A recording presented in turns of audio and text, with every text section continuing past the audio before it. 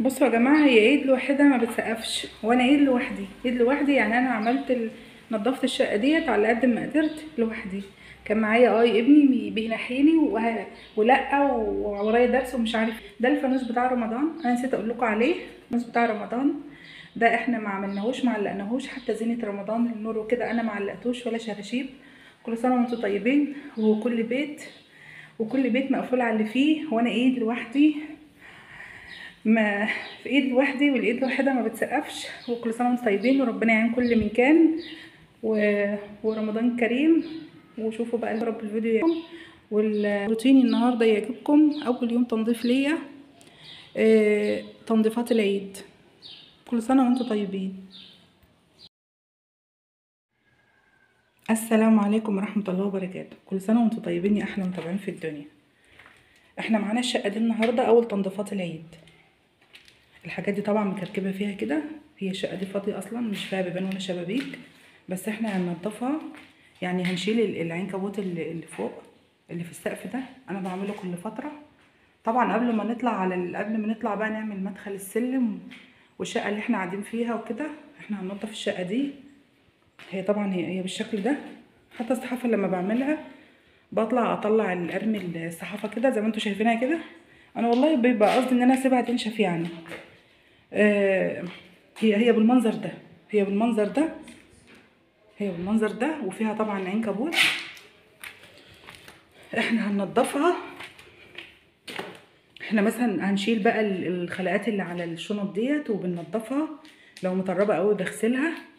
بمسح بقى الحاجات ديت لو عليها تراب. طبعا بعد هب العنكبوت الاول كل حاجه بترجع مكانها. لو هنا ده مثلا عليه تراب بعمله، كل حاجه بترجع مكانها.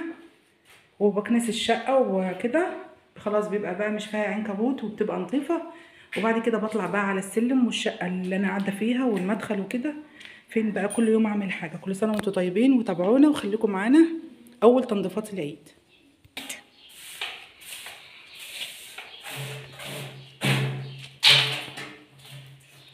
جاي قش من العصافير عشان العصافير بتدخل الشقه هنا. مش عارفه نعملها.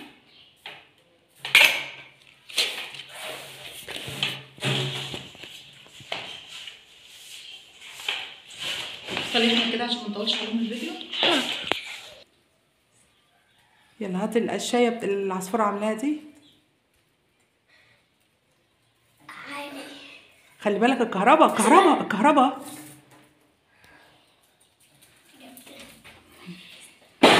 خلاص يلا.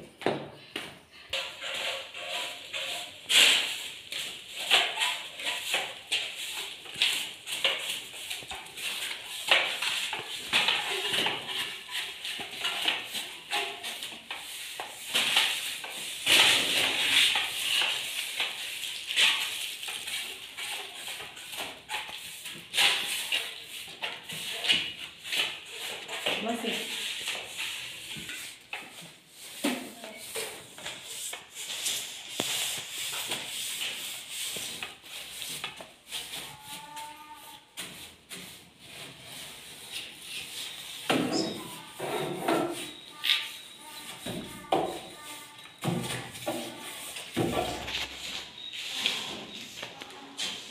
افصل.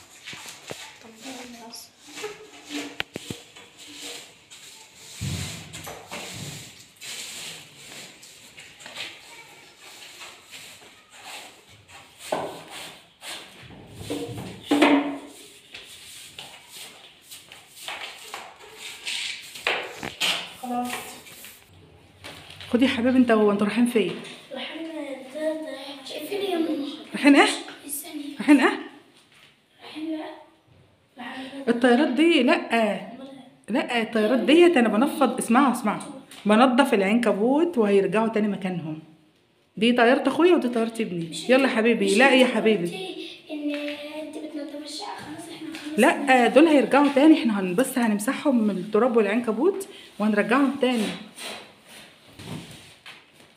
ده حلو.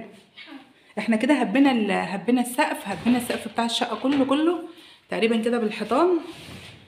ودي شنط فيها هدوم وفيها حاجات فطبعا ما عندناش مكان في الشقة فبنحطها هنا، فكل فترة كل شهر كل 2 بننضفها كده وبننضف تحتها وبنكنس الشقة واحنا مع بعض اهو.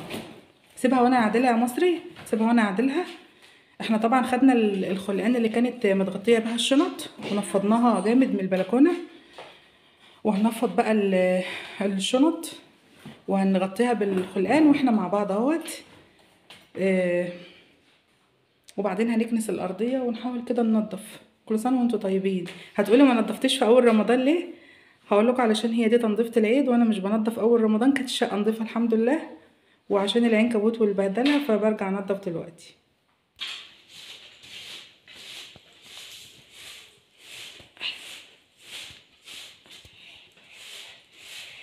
طبعا احنا رشينا الارضيه ميه علشان التراب، علشان انا عندي مشاكل من التراب، عندي وسواس من التراب. بس افصل بقى يا احمد عشان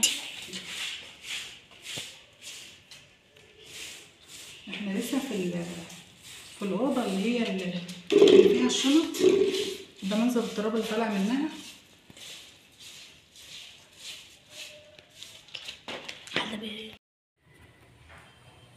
ده كده خلاص، احنا كده ابتدينا نخلص في الشقه.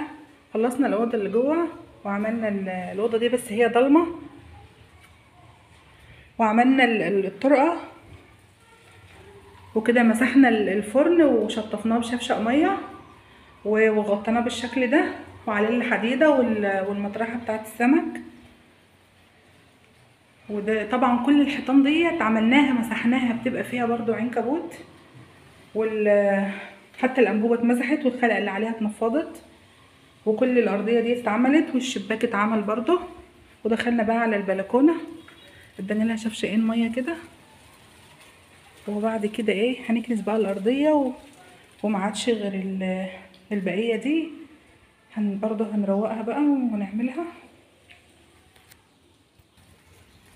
ده شكل البلكونه بعد ما غسلنا حديدها، مش غسلناه يعني، احنا شطفناه وخلاص.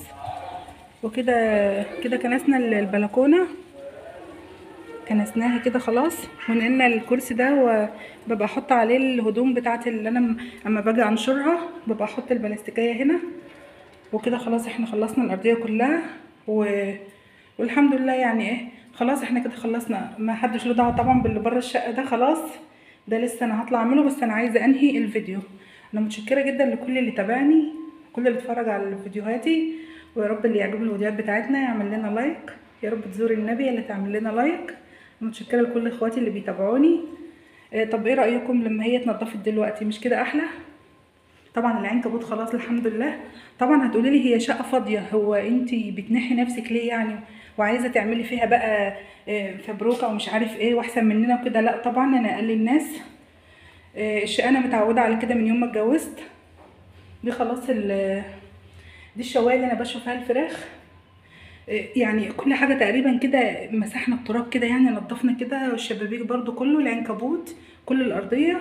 انا من يوم ما اتجوزت وانا كده والله يا جماعه، وانا بحب النظافه جدا، واقعد اناحي واتعب في قلبي واعمل السطح. دي طبعا يعني ده مكان بقى كده، واحنا حطينا بقى فيه الخراطيم، حطينا فيه الحاجات اللي ملهاش لازمه برضو عملناها، شلنا منها التراب.